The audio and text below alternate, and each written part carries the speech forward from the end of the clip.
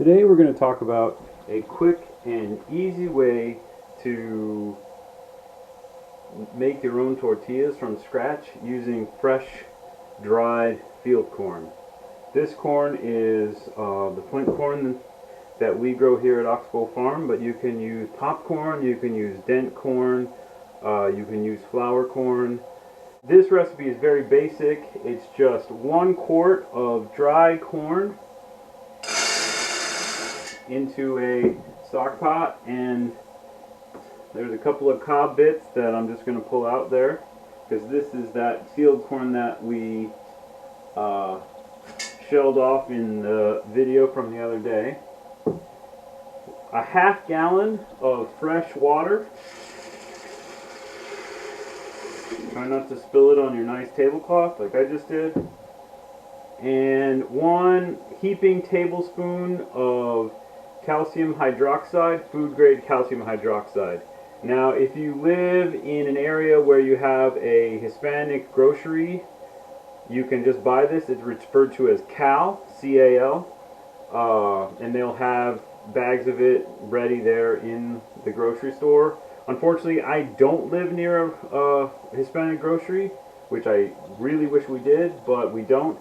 But you can purchase Mrs. Wage's pickling lime, which is the same stuff. And so that goes in, and you just give it a brief stir to wet all the lime and actually begin to see the color change that the calcium hydroxide is starting to react with the woody tissues that come from the cob. So the reaction is already starting. That is what the first thing that the alkali does, is it breaks down the lignified and cellulosic materials on the surface of the corn. So now we just put it on to boil. Alright, so the corn has been boiling, simmering for approximately 20 minutes, and it is ready to take off. But the 20-minute time mark is way less important than to actually pay attention to the status of the corn itself. What you want to see is when it's in this stage here where the seed coat, sorry if I can focus, the seed coat you can see is slipping off extremely easily. That's the stage where you want to stop if you're making tortillas or tamales. So you've just broken through the seed coat and broken it down to where the kernels are exposed, and so now you're going to take it off the heat and let it sit for approximately 8 hours minimum to as much as 48. So we're going to let this sit overnight, and we will make the tortillas tomorrow afternoon. So this is the next day. This corn has been soaking for over 20 hours. I don't think quite 24 hours. And it is ready to rub the hulls off and rub the seed coats off and to rinse it. And it has soaked up a lot of water, and it is fully nixtamalized at this point, but it is not actually cooked. That's just for the purposes of making tortillas and tamales. This corn is not fully cooked yet, and so it doesn't really get fully cooked until after you are cooking them on the comal, or steaming them if you're making tamales. So we're just rubbing, you're just kind of going through and trying to get all the corn rubbing against itself in between your hands, because you're just basically, the pericarp has converted into kind of this fuzzy slime for the most part, and if you look at these, they're almost completely the pericarp has disappeared basically, and it's just sort of this fuzzy slimy stuff, except for kernels that had colored pericarp. They have a little more body to their pericarp, I think because of the pigment. and they take longer to nixtamalize. But all this stuff is well converted and is ready to rinse.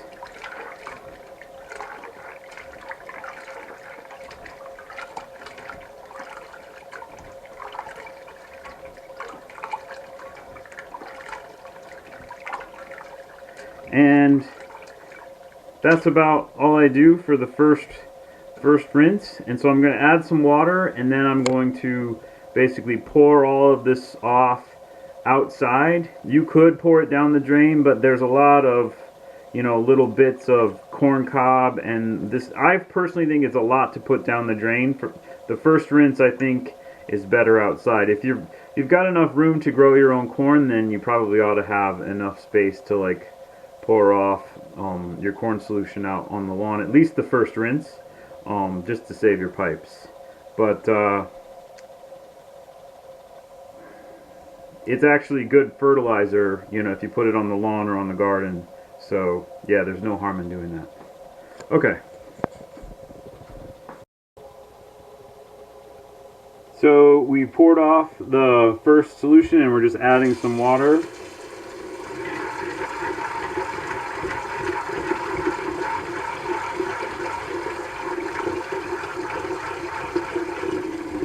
And then we just do it over again.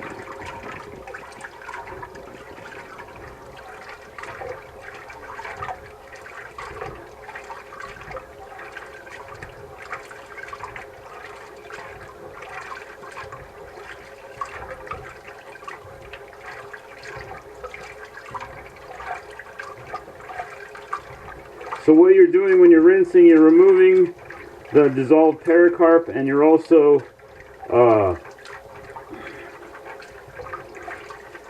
sort of reducing the pH by pouring off the alkali.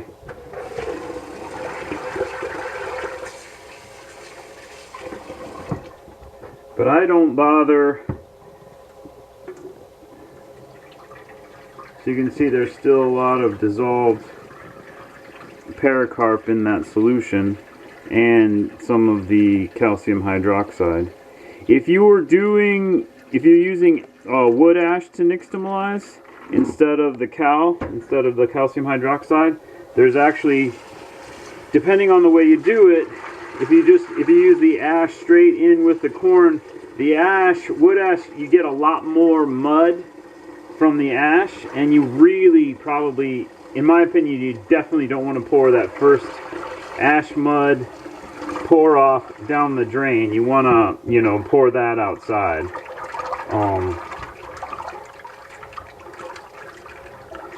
And I personally usually just do 3 rinses. I don't try and get the corn to where it goes all the way clear and you're not cleaning off and you know, cleaned every last bit of pericarp off, because the pericarp is hemicellulose, which is very excellent dietary fiber. This is good enough, pretty much. So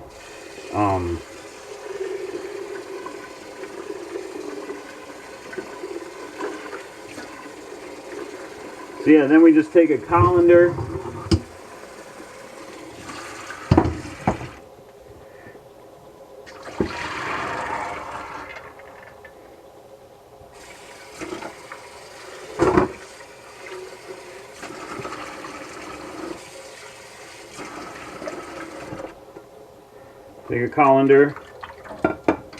and that is your rinsed corn for tortillas.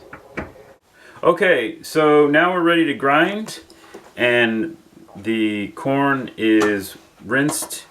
So all I'm going to do is add a teaspoon of salt to the corn. That is not necessary, and that's not necessarily traditional, but it doesn't do any harm, and I think it makes the tortillas taste a little more intense. So you can make your mind up about that. So then we're going to put it into the masa grinder. This is an Estrella masa grinder. we'll probably do another video talking about masa grinders. We have another masa grinder that is sort of a cheap no-name one, and maybe a compare and contrast and a review of the Estrella. Pretty much in a nutshell, we really love it. The only thing I don't like about the Estrella is it comes with this little dinky hopper, which is inadequate in my opinion. And this is the hopper from the other one, which doesn't unfortunately fit quite, but when you nest them, it works okay. So what we're gonna do is just pour the corn into the hopper.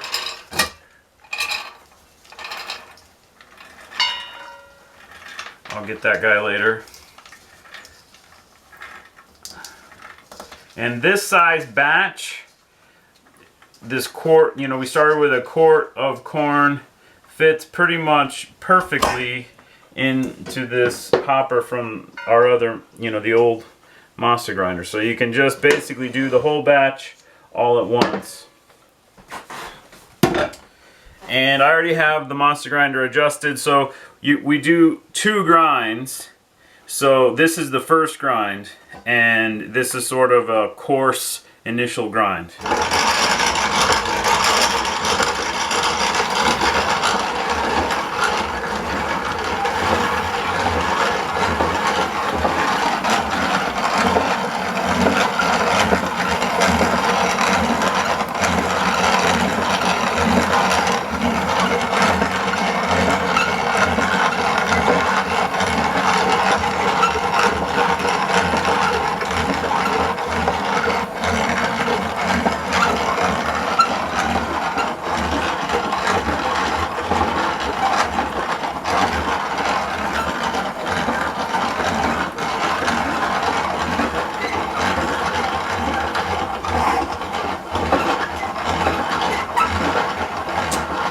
As far as ease of grinding, you're wet grinding and it actually goes really simply.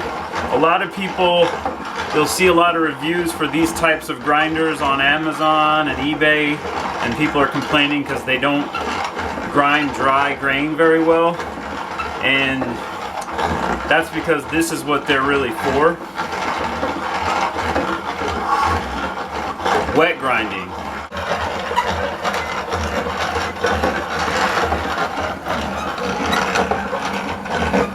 Oh, the other thing I should say, this level of coarseness is actually where you would want to stop if you were making tamales.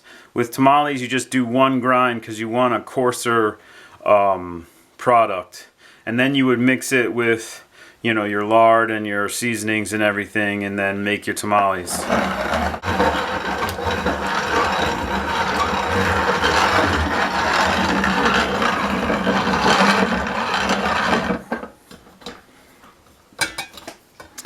So that's pretty much it with the first grind. I'm going to transfer this back into this other pot, the original pot.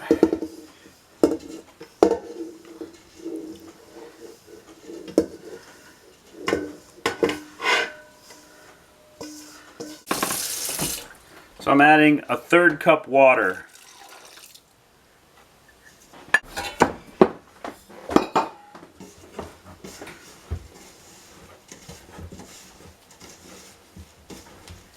But that's not a cut and dried measurement. You kind of have to go by feel, and actually I'm going to add just a little bit more water.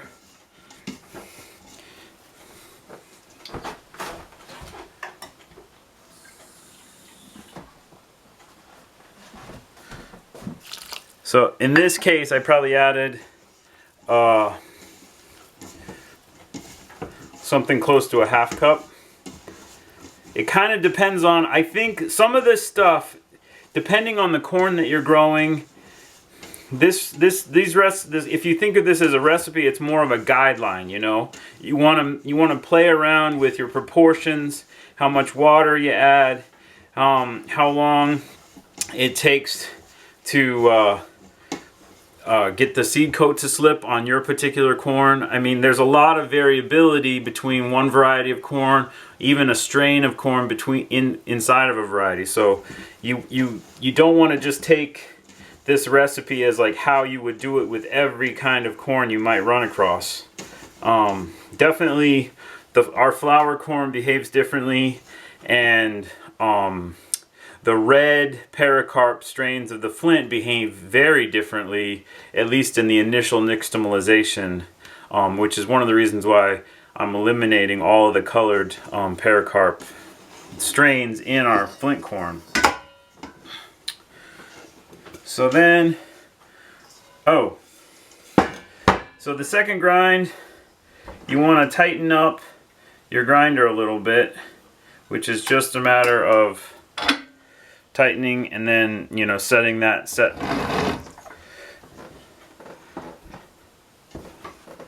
And then in this instance, I'm going to use the Estrella hopper. This is actually not, doesn't come with the Estrella. This comes with our food mill, and I'm gonna probably make a wood one because it's, I don't know. This one is actually pretty chintzy, but it works great.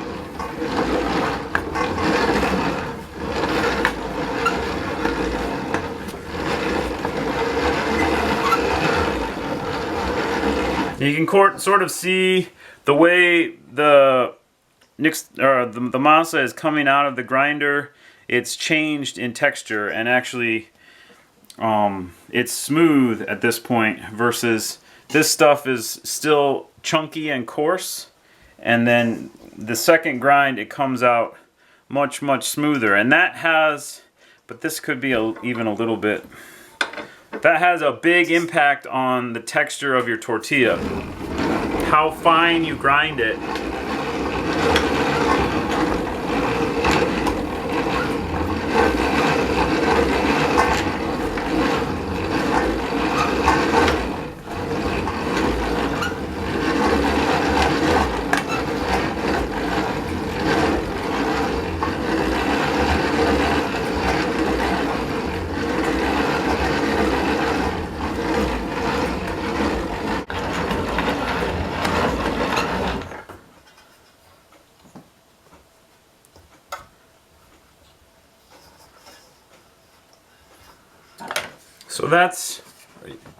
So that's all of the masa ground.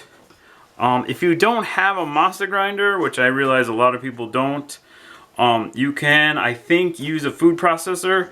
We haven't tried that because we don't have a food processor. These are not that expensive. If you're going to be making a lot of tortillas, I really recommend, or you think you want to try making a lot of tortillas, I recommend one of these. I've also, I saw a YouTube video, a guy did his grinding using an electric meat grinder, and that definitely worked. I mean, you could look at the masa he produced, and it was nice. Those are pretty expensive units. I mean, these are quite reasonable, but and they also, in Mexico, they have tabletop like counter appliances. There's one called a nixtamatic. I don't think you can get those in the United States, but maybe you can. But this works great. It's not really a lot of work to wet grind this much and this much masa. It's a really reasonable physical amount of work. It's you know, I'm not winded at all. So then all you want to do, I'm pretty happy with, you just knead it together to sort of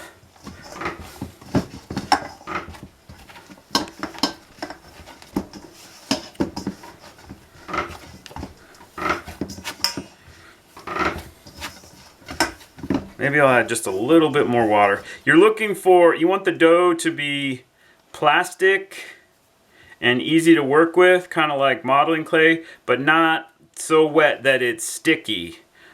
This is just a little brittle, so I'm going to add just a little bit of water. But that's kind of one of those things where you kind of have to mess around with it, and it's better to just add not enough water and work it, and then until you figure out the right texture. Right, because if you add too much, you can't really go back. So that was another, like, maybe a tablespoon worth of water.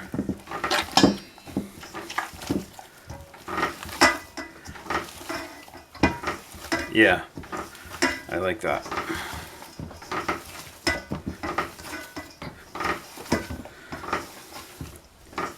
So you're just kind of blending everything together.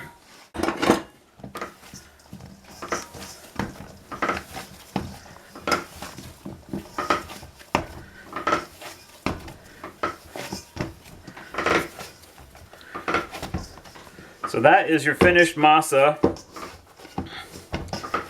And now all we have to do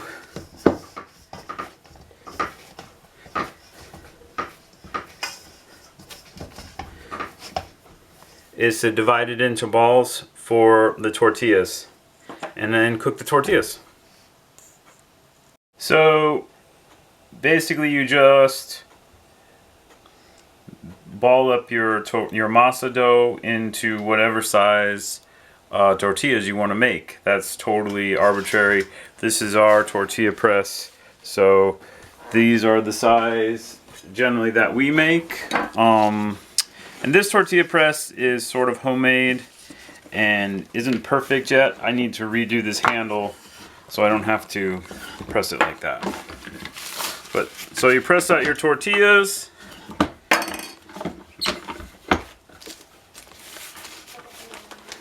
And there you are.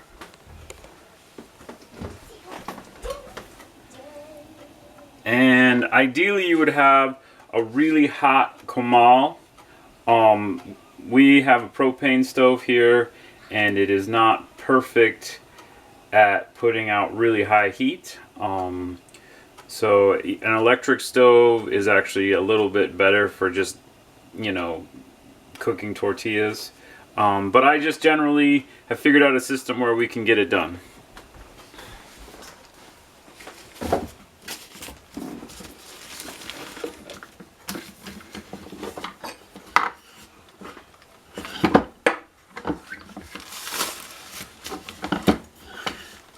But I'm not gonna really tell you how long they have to sit and how long to flip them, because it's kind of like one of those things where you got to figure out your pans and your stove to make it work.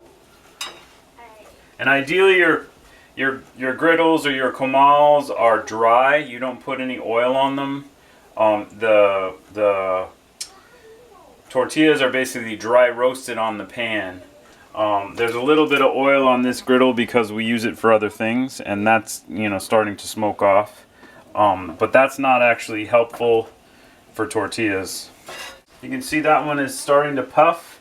So when you get your texture right, they actually will, if you get your texture and your timing right, you can get it to where the whole tortilla will like inflate. And that's, you know, you got it down when that's happening. This is not quite, I think the pan isn't quite hot enough, or, but I'm happy that they're, you know, the texture's pretty close. This is gonna be, see, and we've got, but when you have a really hot comal, it works better because you can, the faster you can cook these on higher heat, I think the better the technique works. So yeah, that's basically the process, so we'll just finish these up.